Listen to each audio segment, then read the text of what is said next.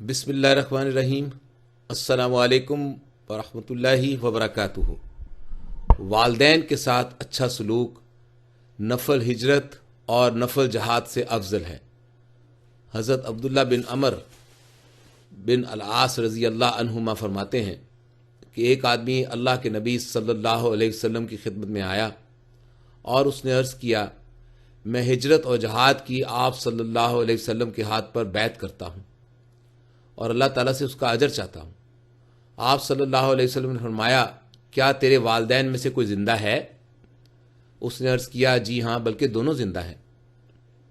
آپ صلی اللہ علیہ وسلم نے فرمایا، کیا تم اللہ سے اس کا اجر چاہتے ہو؟